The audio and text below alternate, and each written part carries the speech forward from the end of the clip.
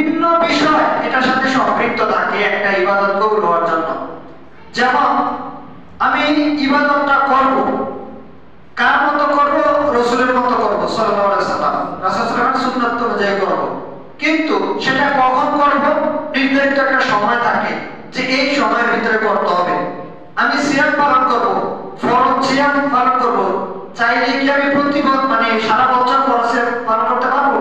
পারবো না। মানে নির্ধারিত একটা সময় থাকে, একটা দিন থাকে, একটা মাস থাকে। চাইলেই মানুষ সেটাকে অনির্ধারিত ভাবে করতে পারে না। এটা শরীয়ত কর্তৃক নির্দিষ্ট একটা নিয়ম নীতি মেনে পদ্ধতি অনুযায়ী আমাকে সেই বিধানের আনুগত্য করতে হবে। সম্মানিত উপস্থিতি, ইবাদত এতই গুরুত্বপূর্ণ জিনিস। ইবাদত এটা হচ্ছে একটি আরবি শব্দ। ইবাদত শব্দটা মূলত আরবি শব্দ, যার বাংলা অর্থ হচ্ছে যে অনুগত হওয়া, আনুগত্য করা, অনুগত হওয়া, বিনম্র হওয়া, এরকম একাধিক অর্থে ইবাদত শব্দের শাব্দিক অর্থ হয়। মানে আমরা যে সমস্ত কার্যকলাপ সমাপ্ত করব সেগুলি আল্লাহর জন্য, আল্লাহর রাহে, আল্লাহর জন্য, আল্লাহর প্রতি ভয়, আশা, আকাঙ্ক্ষা, এই সবকিছু নিয়ে আমাকে ইবাদতটা সম্পন্ন করতে হয়। সম্মানিত উপস্থিতি, ইবাদত এত গুরুত্বপূর্ণ বিষয়। আল্লাহ সুবহানাহু ওয়া তাআলা, আমরা বলছিলাম যে সূরা জারিয়াতের 56 নম্বর আয়াতে বলছেন যে ইবাদতের জন্যই আল্লাহ তাআলা আমাদেরকে সৃষ্টি করেছেন।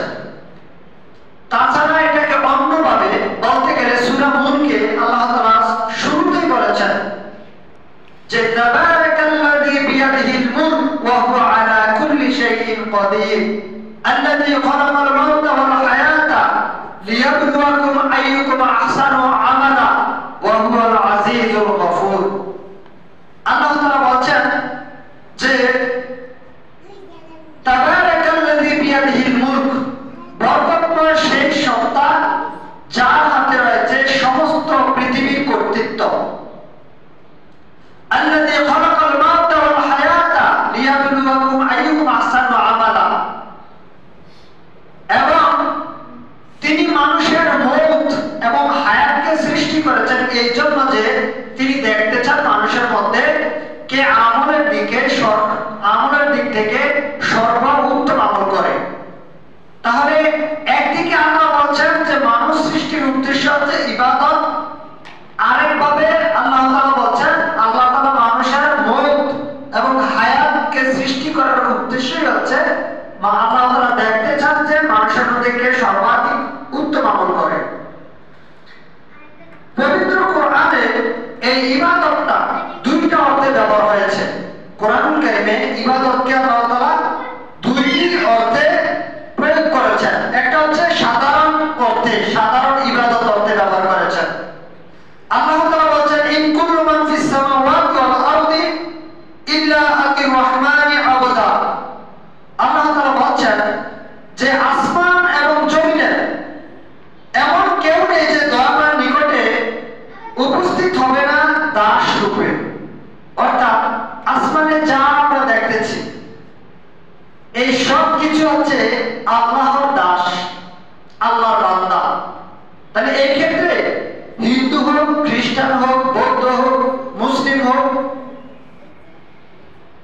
আমাদের মধ্যে যে ব্যক্তি মুমিন অথবা যে ব্যক্তি কাফের, যে ব্যক্তি মুনাফিক, এরকম ভাবে প্রত্যেক জাতি, প্রত্যেক গোষ্ঠী যারাই পৃথিবীতে আসবে সকলের জন্য এই কথা আল্লাহ তাআলা বলছেন পৃথিবীতে এমন কোনো কিছু নেই, আসমান জমিনের মধ্যে যা কিছু রয়েছে আল্লাহ বলছেন এমন কোনো কিছু নেই যারা আল্লাহর দরবারে দাস হিসাবে উপস্থিত না হচ্ছে। তার মানে এই দিক থেকে প্রত্যেকটা মানুষ আল্লাহর বান্দা, আল্লাহর দাস। এবং মানুষ ইচ্ছায় হোক অনিচ্ছায় হোক মানুষ আল্লাহর ইবাদত করতে বাধ্য এই ক্ষেত্রে। তবে মানুষকে যে স্বাধীন ইচ্ছা দেওয়া হয়েছে সেই ক্ষেত্রে গিয়ে আল্লাহ সুবহানাহু ওয়া তাআলা শুধুমাত্র কিছু ব্যক্তিকে বিশেষ বান্দা হিসেবে উল্লেখ করেছেন। যেমন যারা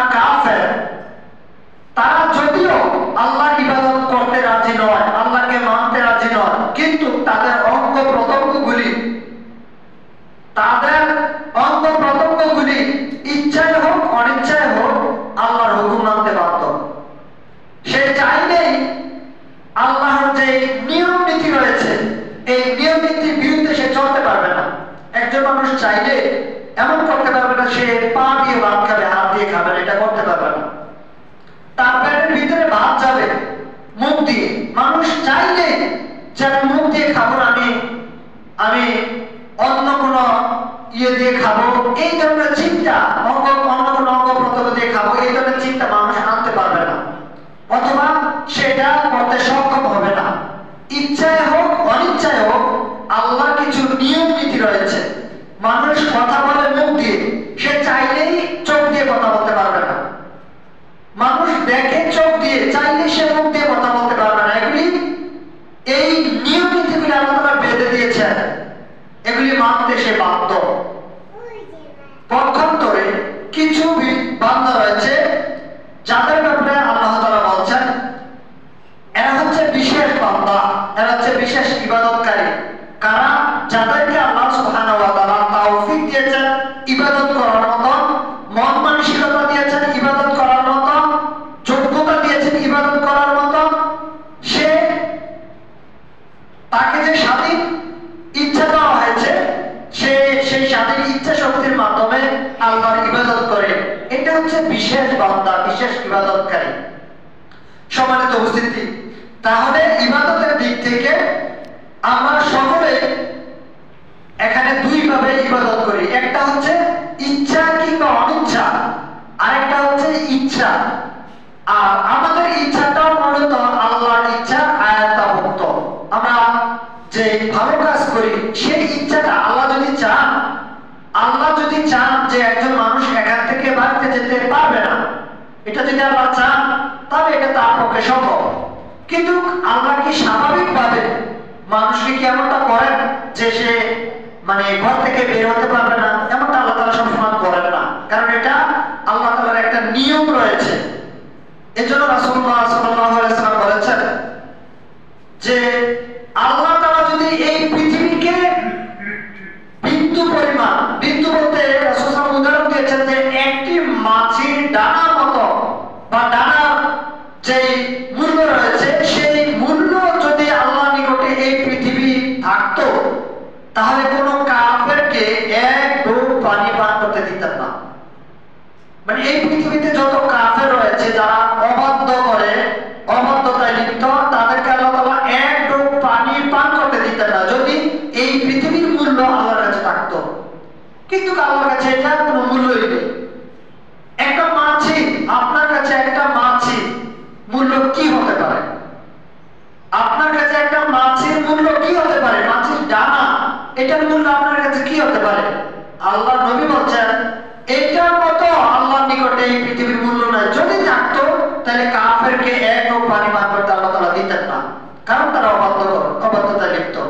সম্মানিত উপস্থিতি, এই জন্য আমরা বলতে পারি যে একদিক থেকে সকলে আল্লাহর বান্দা এই থেকে, তবে এই বান্দাদের মধ্যে অধিকাংশ মানুষ হচ্ছে কুফর, শিরক, অবাধ্যতায় লিপ্ত। আল্লাহ বলেন সূরা ইউসুফের 6 নম্বর আয়াতে, ওয়া মা ইউমিনু আকসারুহুম বিল্লাহি ইল্লা ওয়া হুম মুশরিকুন। আল্লাহ তাআলা বলেন তোমাদের মধ্যে যারা ঈমান এনেছে এর মধ্যে আল্লাহ বলেন যে